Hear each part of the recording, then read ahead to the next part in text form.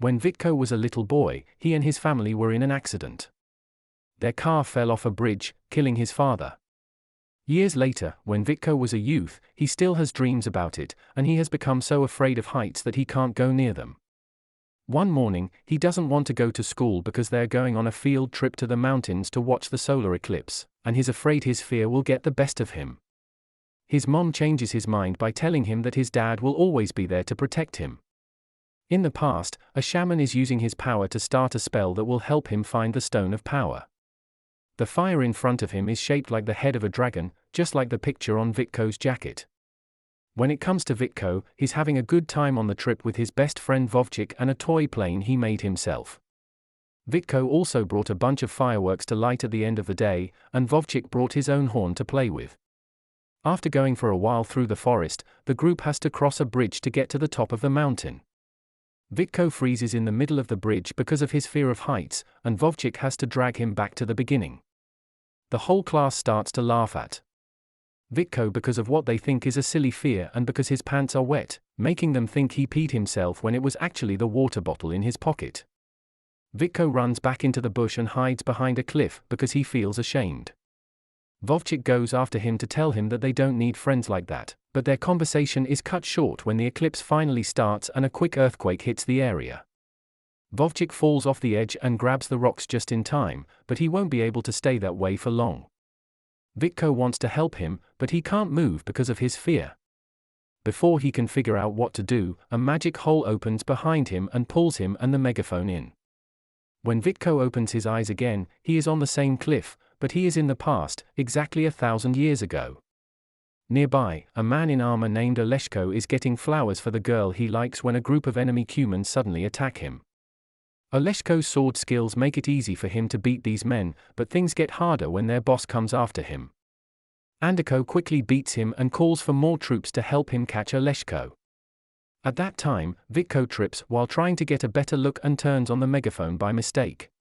This distracts the troops and lets Oleshko get away. Lucky for Vitko, Oleshko has a horse and can pick him up and take him with him.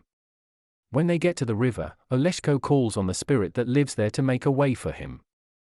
This path disappears as soon as Oleshko and the others get to the other side. Andiko and the humans have given up for now and left because Vitko has crossed. Oleshko takes Vitko to his village, which is surrounded by a stronghold that he wasn't supposed to leave, so the leaders of the town scold Oleshko for not doing what they told him to do. The people think Vitko is strange because of what he wears and how he talks. The leaders lock him up because they think he might be a spy until they decide what to do. Andiko goes to talk to the shaman about how their plan didn't work out, but the shaman seems happy when he hears about the boy in strange clothes. Since the dragon on his jacket is the same as the one in the shaman's dreams, it means that Vitko is the one who will lead them to the stone of power. Later, a young girl named Olenka comes to see Vitko. She brings him milk and checks to make sure he's okay. She also tells him he's in the year 1120. Before Vitko can ask more, Oleshko comes to get him and take him to the river for a test. The water spirit will decide if he's a spy or if he can be trusted. Vitko is thrown into the river with his hands tied. For a moment, he thinks he is going to die, but the river spirit thinks he is worthy and throws him out without hurting him. Even though the locals still think he's weird, Vitko is now accepted as one of them and can meet the leaders properly. There's the wise old man Ovsi and, even more surprising, the fighters Ilya and Dobrynya. When Vitko puts their names together with Oleshko's, he realizes that these are three powerful bogatyr soldiers from stories. When Vitko says he's from the future, they don't believe him until he uses the megaphone as proof. When Vitko asks Ovsi for a way to get back to his own time, Ovsi says he'll look into it. Vitko will stay with Rosanka and her mother in the meantime. Oleshko takes him there so he can talk to Rosanka, the girl for whom he has been picking flowers. Later in the evening, after talking to the river spirit, Ovsi comes back with some news. There are two ways for Vitko to go back to the future. He can either wait for another eclipse, which will reopen the gate, or look for a master who can teach him how to open it by force. Oleshko knows where to find a mage, but he's not sure if Vitko should go with him because mags make people go through very hard tests before they help them. So Vitko makes a deal: if Oleshko trains him, he'll give him his megaphone. Oleshko agrees to it. Vitko stays in the town for a few days and learns how to use the sword, the bow, and just general ways to protect himself. He also meets the tall lookout of the stronghold, which can keep an eye on the whole kingdom, and Tuharin, a human prisoner who steals a pin from Vitko because he's crazy about gifts. In exchange for teaching him, Oleshko gets to play with all kinds of modern things, like bubble gum and a cell phone. He also learns that in the future, he will be a fantasy knight. Once Vitko's training is done, Oleshko gets the megaphone and gives Vitko a plan to find the mage in return. Vitko must promise not to tell the leaders he's going away because it's against the rules to leave the stronghold, so Oleshko can't go with him. Later that day, Oleshko goes back to see Rosanka. He uses the speaker to get her out of the house without her mother seeing them, but she doesn't care that he's going to be famous one day. The next morning, the Cuman shaman casts a spell on a bird to spy on Vitko, who has left the town and is now walking through the forest. He's not sure if he's getting it. Oleshko's map is right, but luckily he runs into Alenka while she is collecting mushrooms. She seems to know the area well, so he gets her to be his guide. The teens walk for a few hours without noticing that a raven is following them. When they pass through a tunnel between two huge rock walls, Vitko suddenly finds himself in a barren land, which is an illusion made by the mage. Vitko can hear the mage's voice in his head asking him to take a test if he wants to learn something. He must tell the mage what his biggest fear is because lies would only get him punished. Vitko tells the story of the car accident and how his fear of heights kept him from saving Vovchik without any doubt. The mage likes that the boy has accepted his own weakness and tells him where he can find the stone of power that will take him back to the future, where the wingless make their homes and when he crosses the wind. It can only be done by someone who can touch another person's heart with his own, but this skill can also cause a lot of pain and suffering. When the mage is done with the question, Vitko goes back to the bush and finds out that Alenka didn't even notice he was gone. She does believe him, though, when he tells her about his experience and says that the nest for the wingless must mean Stork Village. They get to this town a few hours later, and Vitko uses a kite he makes on the spot to cross the wind and find the stone, just like the riddle said he should. When the kite falls into the water, Vitko jumps in to follow the string until he finds the stone of power. When the shaman hears about this from the crow, he sends out a group of Cuman troops to steal the stone. These fighters are cruel, and they not only take Vitko and Alenka hostage but also kill the locals and set fire to their homes. Thanks to the watchtower, the troops at the base hear about the attack and send Ilya, Dobrynya, and Oleshko to lead their own warriors right away. They easily beat the Cumans with their better sword skills, but there's a shooter hiding in the woods that they can't see.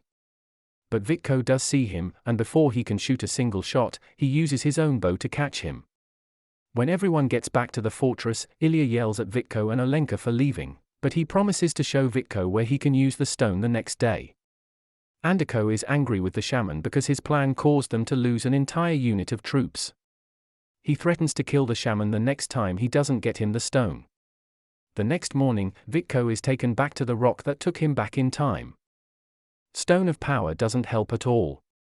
Vitko thinks it has to do with the part of the riddle that talks about hearts, but Ovsi thinks they need to wait for a storm because the god who made that stone was the muster of thunder, and a storm might make it work.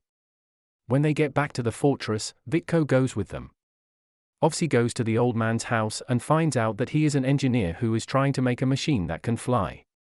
His lack of knowledge is clear, so Vitko uses a paper plane to teach him about physics. From then on, Vitko and Ovsi work together to make wings that work. Vitko also spends some time with Alenka, who tells him local stories, such as one about two lovers who die and leave behind a stone heart.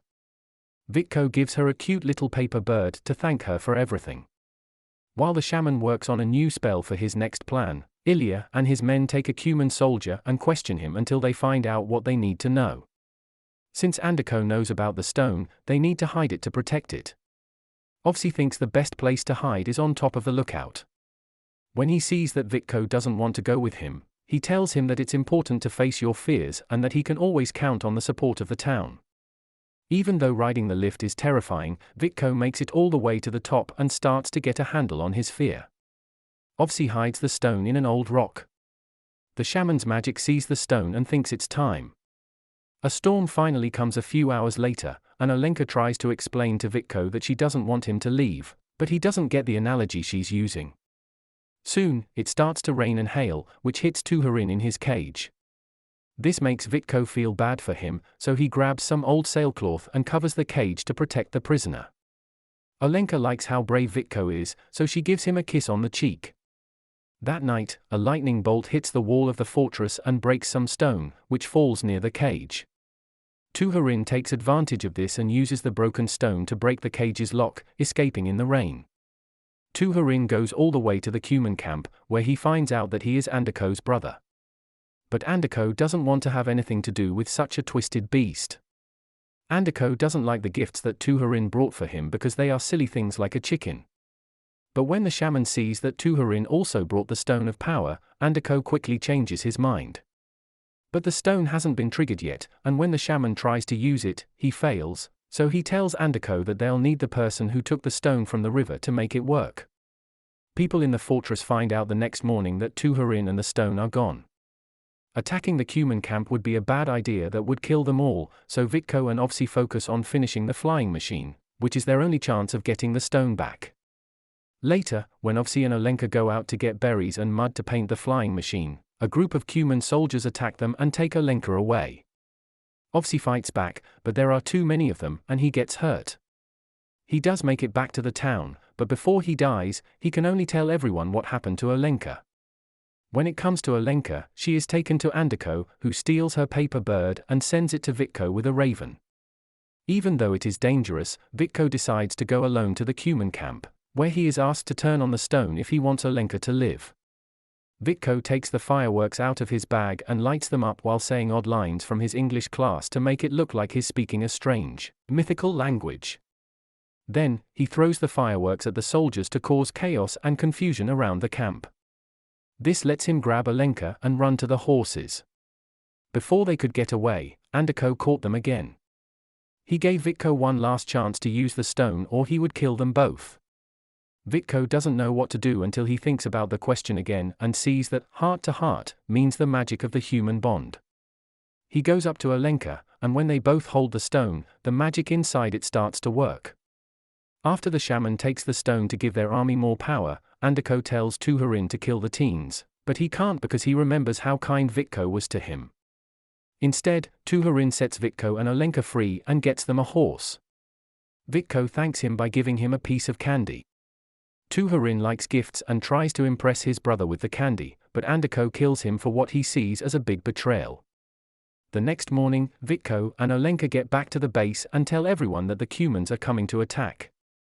All of the soldiers and the 3 bogatyr fighters get ready to protect their home, but nothing can prepare them for what they see when the Cuman army arrives, a giant golem that the shaman is controlling with the power of the stone. The fortress fires its catapults, but none of the projectiles are strong enough to hurt the golem. In fact, the big guy picks up one of the rocks and shoots it back, breaking the gate. Oleshko gets an idea when he sees how big and heavy the golem is. He leaves the fortress to make the golem chase him, dodging every slow attack until he makes the golem trip and falls into the river, where the water spirit catches it. Oleshko also falls into the river, which makes Rosanka worry.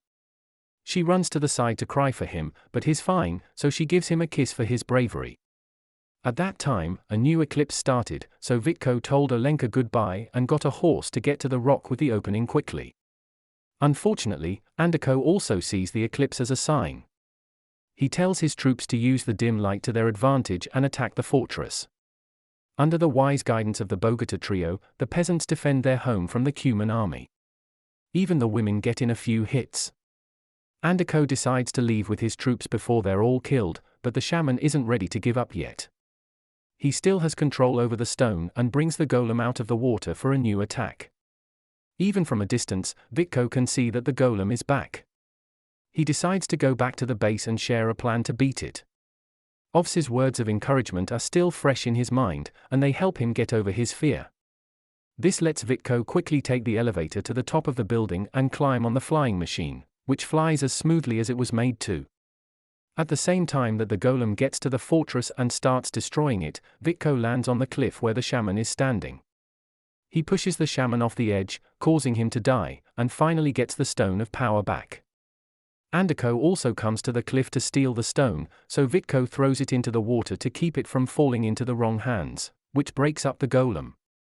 Andeko is mad at Vitko for being lazy and wants to kill him, but Oleshko shows up just in time to fight him again in a fierce battle between two master swordsmen.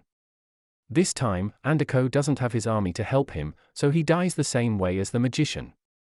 But the eclipse is almost over, so there's no time to party. Instead, Oleshko takes Vitko to the forest to find the opening in the rock. Before Vitko leaves, Olenka comes to say goodbye. She gives him a kiss and tells him she'll always be there for him.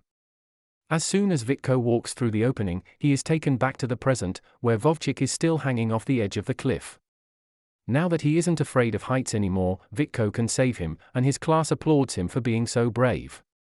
After a year, Vitko's mom gives him a surprise, an old book he's been looking for since his eclipse trip.